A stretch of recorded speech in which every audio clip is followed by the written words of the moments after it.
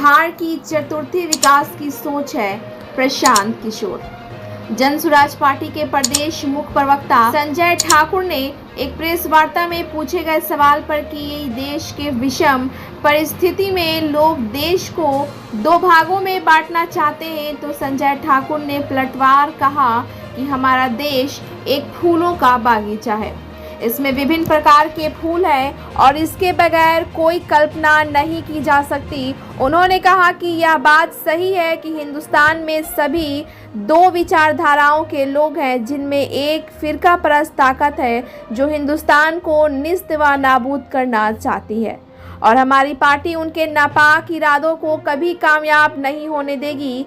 संजय ठाकुर ने पूछे गए सवाल पर कि प्रशांत किशोर को राजनीतिक प्रेरणा कहां से मिली, तो संजय ठाकुर ने कहा कि प्रशांत किशोर को चुनाव लड़ने और लड़ाने में महारत हासिल है,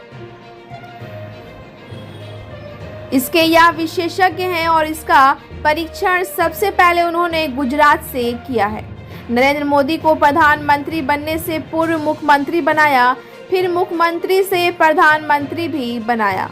सोशल मीडिया के माध्यम से फिर इन्होंने कई राज्यों के मुख्यमंत्री को जिताने का काम किया है। यहाँ तक कि बिहार में मुख्यमंत्री नीतीश कुमार को भी इन्होंने जीतने में मदद की। अब की बार नीतीश कुमार का नारा भी इन्हीं का दिया हुआ था। प्रशांत किशोर की शिक्षा दीक्षा के बारे में पूछे जाने पर संजय ठाकुर ने कहा कि प्रशांत किशोर की प्रारंभिक पढ़ाई गांव के सरकारी स्कूल में हुई और उच्च शिक्षा इन्होंने पटना यूनिवर्सिटी से प्राप्त किया है। इसके बाद उन्होंने संयुक्त राष्ट्र संघ की नौकरी बिहार में की, फिर उन्होंने कई राज्यों और उसके बाद अमेरिका और इंग्लैंड भी जाकर संयुक्त राष्ट्र संघ की नौकरी करने का अवसर प्राप्त हुआ। ब्यूरो रिपोर्ट, बिहार दर्शन। और सलाम, मैं खुर्शीद अनवर, बिहार दर्शन न्यूज़ से। अभी मैं आया हूँ ये जन स्वराज के प्रदेश प्रवक्ता, मुख्य प्रवक्ता हैं संजय ठाकुर जी। आइए इनसे मिलते हैं, कुछ जानकारियाँ प्राप्त करते हैं जन स्वराज के बारे में और प्रशांत किशोर जी के बारे में। क्या जो भी सभाएं करते हैं उसमें बहुत कुछ बोलते हैं, उसके बारे में भी कुछ जानकारी लेंगे ये संजय ठाकुर जी से। तो संजय ठाकुर जी, सबसे पहले आपका हमारे चैनल पर बहुत बहुत स्वागत है। बहुत बहुत शुक्रिया आपको भी और आपकी टीम को भी और आपके तमाम सुनने वाले साथियों को, पब्लिक को, श्रोताओं को जन स्वराज परिवार की ओर से मुबारकबाद, खैर मकदम, इस्तकबाल। तो संजय ठाकुर जी, ये एक इनकी ऐसी पर्सनालिटी है कि ये कई भाषाओं के ज्ञाता हैं और साथ साथ ये उर्दू के बहुत अच्छे जानकार हैं, ज्ञाता हैं उर्दू के भी, और काफ़ी शब्दों का जो प्रयोग करते हैं, उर्दू शब्दों का ज़्यादा से ज़्यादा कोशिश करते हैं प्रयोग करने का। तो संजय जी, आप ये बताया जाए कि ये जो है अभी सबसे पहले प्रशांत किशोर जी को ये प्रेरणा कहाँ से मिली कि हमें ये जो अभी देश की स्थिति जा रही है बहुत अजीब व गरीब है, और जो अभी इस ऐसे हालात पैदा हो रहे हैं कि यहाँ जो लोग कर रहे हैं ये दो, इसको अगर खुल कर कहा जाए तो ये दो पार्ट में बांटने वाली बात हो रही है, दो भाग में। क्या कुछ कहना चाहेंगे? देखिए, ये हमारे हिंदुस्तान की तासीर के ख़िलाफ़ है। हमारा जो हिंदुस्तान है ये वो गुलदस्ता है जिसमें रंग बिरंगे फूल लगे होते हैं, अर्थात सभी जातियां, हिंदू, मुस्लिम, सिख, ईसाई, सब कोई जब हम लोग एक जगह रहते हैं, ये हिंदुस्तान की खूबसूरती है।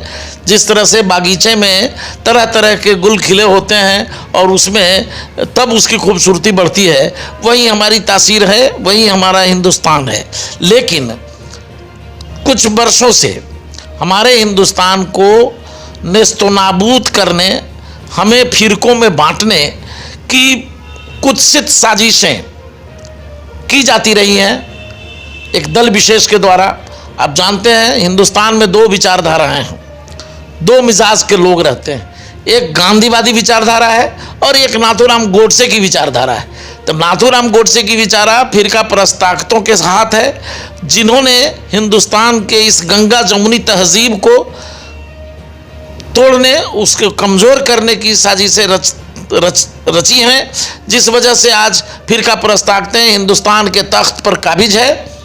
हम गांधीवादी हैं, महात्मा गांधी के विचारधाराओं से ओतप्रोत हैं हमारे अगुआ आदरणीय प्रशांत किशोर जी, जिन्होंने गांधी पर अनुसंधान किया है, शोध किया है और गांधी के विचारों से खुद को लबरेज किया है, और तब वो बिहार को बदलने, बिहार के मुस्तकबिल को दुरुस्त करने, बिहार के लोगों के मुस्तकबिल को, आपके तमाम लोगों के लखते जिगर के मुस्तकबिल को दुरुस्त करने, मजबूत करने के ख्याल से उन्होंने महात्मा गांधी बाबा कौम, महात्मा गांधी की पाक सरजमीन मगरबी चंपारण के भितिहरवा आश्रम से पिछले 2 अक्टूबर 2022 से उन्होंने शंखनाद किया, उन्होंने आवाज़ बुलंद की और वहाँ से पैदल पैदल गांव गांव नगरी नगरी द्वारे द्वारे घूम रहे हैं, लोगों का हालात जान रहे हैं। नहीं, अभी ये चीज़ हम जान रहे हैं कि मतलब ये तो थे यूएसए में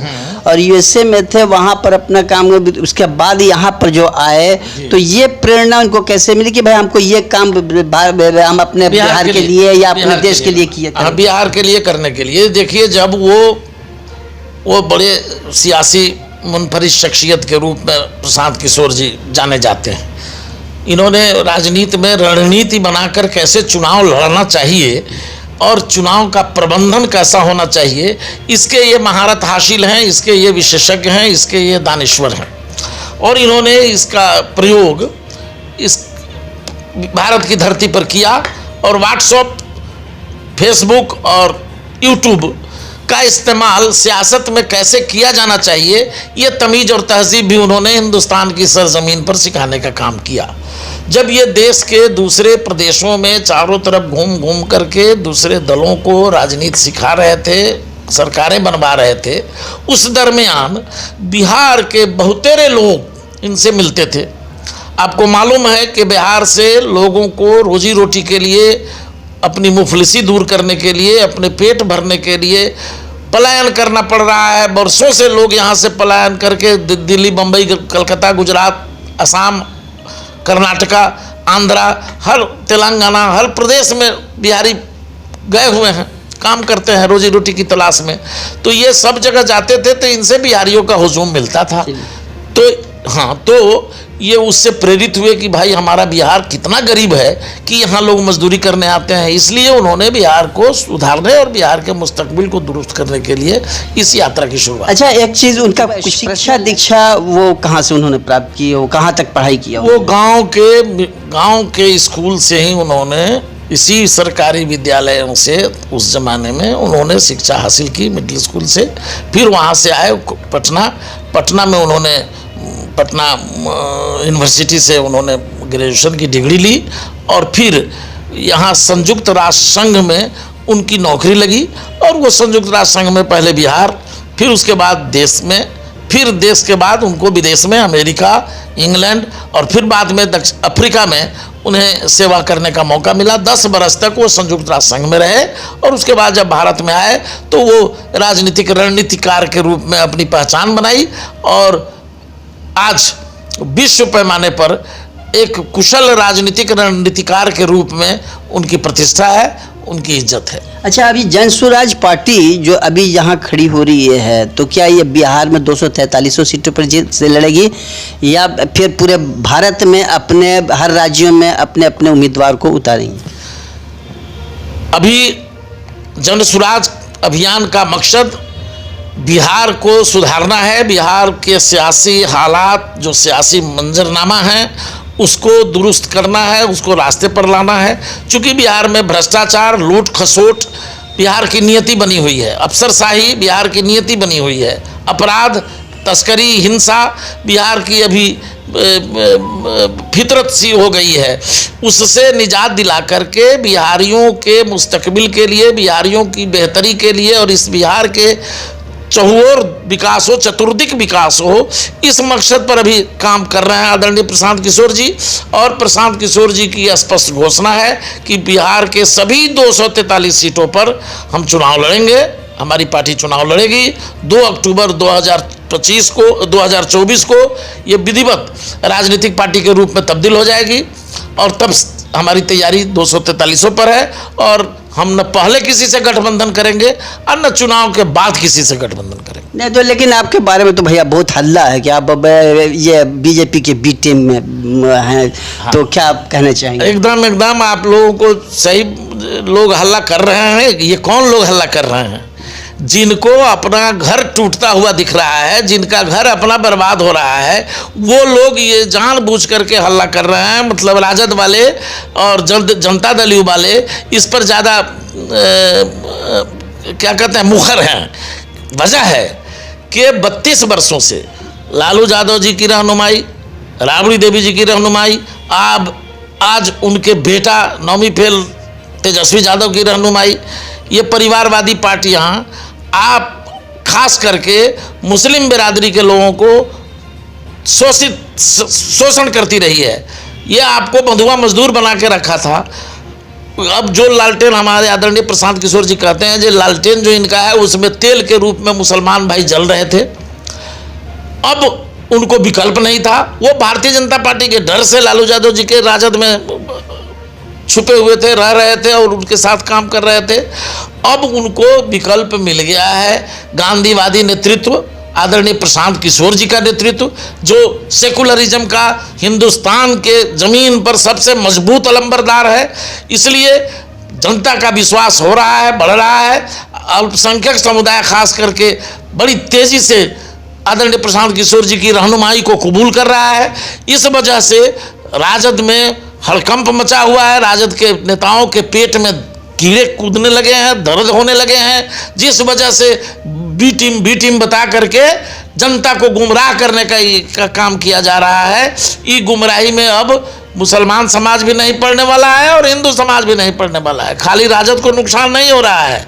आपको मैं बताऊं, आपकी जानिब से मैं आपके तमाम श्रोताओं को बताना चाहूँगा कि भारतीय जनता पार्टी को भी मैं उसी की, हमारी जन स्वराज पार्टी भारतीय जनता पार्टी को भी उसी मजबूती के साथ तोड़ रही है, कमज़ोर कर रही है।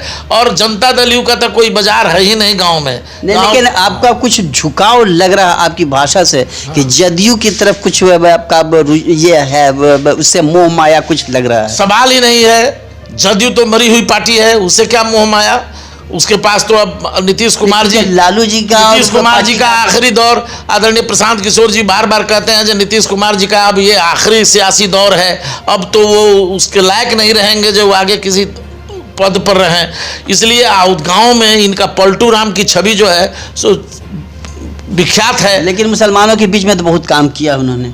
कोई काम नहीं किया है मुसलमान का। तो जो मुसलमान भाइयों के लिए जो मुस्लिम कल्याण के लिए जो योजनाएं चल रही थी, जब ये भारतीय जनता पार्टी के गठबंधन में आए तो उस योजना को इन्होंने बंद कर दिया।